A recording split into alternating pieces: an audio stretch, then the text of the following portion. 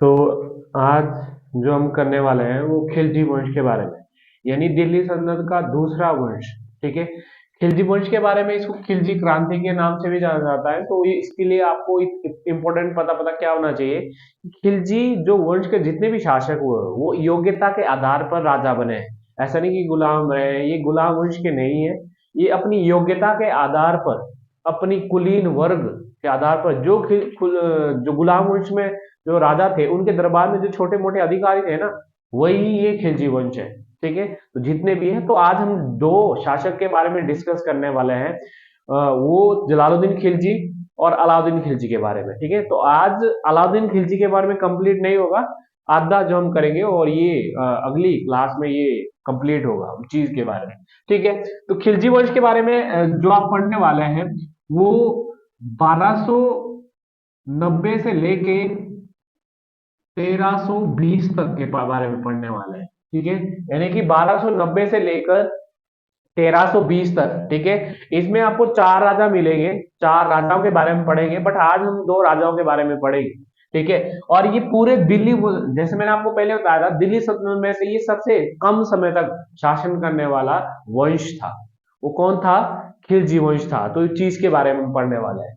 तो जैसे कि मैंने बताया खिलजी कौन थे, तो खिलजी वंश की जो स्थापना की है वो की है जलालुद्दीन खिलजी ने। ठीक है। तो इसका कार्यकाल है भाई 1290 से लेकर 96 तक, 96 तक। जलालुद्दीन खिलजी जो कि बहुत उदार आदमी था। ठीक है। उदार आदमी था, उसको ज्यादा इंटरेस्ट नहीं था शासन में या युद्ध करने में वगैरह वगैरह जो भी चीजें। ठीक है। तो बस इतना याद रखना है कि उदार प्रवृत्ति का व्यक्ति था। और इसी के समय अब्दुल्ला एक मंगोल नेता है। ठीक है। ये मंगोल नेता है, याद रखना। उस व्यक्ति का, मंगोलों ने आक्रमण किया था इसके समय 1292 में, अब्दुल्ला उसका नाम था। ठीक है। बाद में उसने, उसके साथ इसने अच्छे संबंध भी बनाए जलालुद्दीन खिलजी ने। उसको कोई ये नहीं था, नफरत नहीं थी मंगोलों के साथ, जैसे कि अलाउद्दीन खिलजी ने आगे जो एक्टिविटी करता है। ठीक है। उसने एक विभाग बनाया था, दीवान वकूफ, यानी कि ये नियंत्रण के बारे में, प्रशासन के बारे में बताता है। यानी कि अगर इसको आपसे पूछे कि विभाग कौन सा बनाया, तो दीवान वकूफ। ठीक है। तो ये किसने बनाया है? जलालुद्दीन खिलजी ने। ठीक है। याद रखना, ये जो जिसके बारे में हम बता रहे हैं ये अमीर खुसरो की किताब है। ठीक है। अमीर खुसरो की आपको किताब मिलेगी, अगर सोर्सेज पता हो गया आपको तो। किरान उस सादेन किताब का नाम है, इसमें वर्णन किया गया है। ठीक है। किरान उस सादेन। ठीक है। और एक और किताब भी मिलेगी, खजाइन उल फुतुह। ठीक है। ये भी डिस्कस करते हैं इसके बारे में, जलालुद्दीन खिलजी के बारे में, कि जलालुद्दीन कैसा था, कैसे विचार रखता था, वगैरह वगैरह वगैरह। ठीक है। तो उस चीज के बारे में। ठीक है। अगला जो हम शासक पढ़ने वाले हैं वो पढ़ने वाले हैं अलाउद्दीन खिलजी के बारे में। ठीक है। अलाउद्दीन खिलजी ही, मतलब अगर खिलजी वंश की पहचान है या खिलजी वंश 1320 तक चला है, तो किसके वजह से?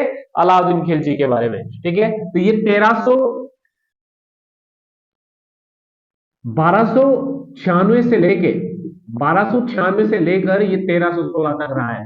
ठीक है। 1296 से ये 1316 तक रहा है। तो अलाउद्दीन खिलजी के बारे में, ये सबसे महान शासक था, जो कि आपको पता होगा। यानी 1296 से क्यों था वो मैं आपको बताने वाला हूं। सिर्फ किसके बारे में? शक्तिशाली के बारे में। महान के बारे में हम अगली क्लास में बताएंगे कि महान क्यों था ये। ठीक है। तो इसमें कहा भी गया है कि जो लेन पुल है, एक इतिहासकार है, उसने कहा कि ये दिल्ली सल्तनत का क्या था? समुद्रगुप्त था, क्योंकि उसने ऐसी टेक्निक अपनाई थी जो कि हम आगे डिस्कस करेंगे, और इसी के बारे में हम आज डिस्कस करने वाले हैं। ठीक है। कि क्यों कहा जाता है इसको समुद्रगुप्त। ठीक है। इसी के समय बहुत सारे मंगोल आक्रमण हुए, ये सारे के सारे मंगोल आक्रमण है। ठीक है। जो आपको नाम दिख रहे हैं मंगोल आक्रमण है, ये सारे के सारे। जैसे कि 1296 कादर खां, ये नेता है। उसके बाद 97 लसाल्दी, 1299 कुतलू ख्वाजा। ठीक है। 1303 में दारगी, और 1305 में अलविवेक खान। ठीक है। तो वो सारे के समय कौन है? ये मंगोल आक्रमणकारी, ये मंगोल नेता है जो इसके समय आक्रमण हुए हैं अलाउद्दीन खिलजी के समय, यानी कि 1296 जब ये बैठा तब तक ये सारी चीजें हैं। ठीक है। अब हम वही बात करने वाले हैं जो कि दिल्ली सल्तनत के समुद्रगुप्त के बारे में। क्यों कहा जाता है इसको दिल्ली सल्तनत का समुद्रगुप्त, वो आपको इन युद्धों से पता चलेगा। ठीक है। याद रखना आपने जिसके बारे में। तो जिसके अभियान के बारे में दो टाइप से बारे में पढ़ने वाले हैं, एक है दक्षिण अभियान और एक है आपका उत्तरी भारत का अभियान। दो टाइप से पढ़ने वाले हैं हम। ठीक है, उत्तरी भारत का अभियान और आपका दक्षिण भारत का अभियान, ठीक है। अब याद रखना मैं यहां ही लिख रहा हूं, इसके जो उसने उत्तर भारत के साथ यानी कि उत्तरी भारत जितने भी उस टाइम वंश थे उनके साथ कैसी नीति अपनाई, तो आपको ये पता होना चाहिए प्रसवोधरण की नीति, क्योंकि वैसी ही नीति प्रसवोधरण की नीति किसने अपनाई थी, समुद्रगुप्त ने अपनाई थी, वही टेक्निक। इसका मतलब यह है, इसका मतलब यही है कि पूर्ण रूप से राज्य को मिला देना, पूर्ण रूप से राज्य को अपने साम्राज्य में मिला देना,